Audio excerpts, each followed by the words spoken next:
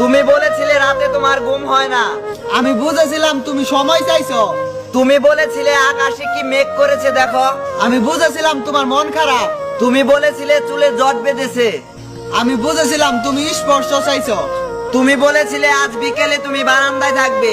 আমি বুঝেছিলাম তুমি সাক্ষাৎ চাও। তুমি বলেছিলে অন্ধকারে আমার বড্ড ভয় হয়। আমি বুঝেছিলাম তোমার আমাকে জড়িয়ে ধরার ইচ্ছে করছে। তুমি বলেছিলে সমুদ্রে যাবে। আমি বুঝেছিলাম পাশাপাশি হাত ধরে হাঁটতে চাইছো।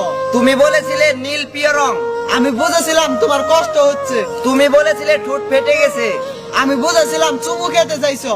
তুমি বলেছিলে অঙ্ক ভালো লাগে না। আমি ভেবেছিলাম কবিতা ভালোবাসো।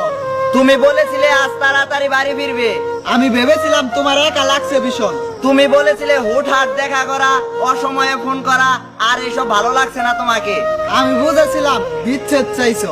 তারপর অলিখিত স্বাক্ষরে তুমি যখন ইনভিজিবল কোডে যখন আমার নামে বিচ্ছেদের মামলা ঢুকিয়ে দিলে।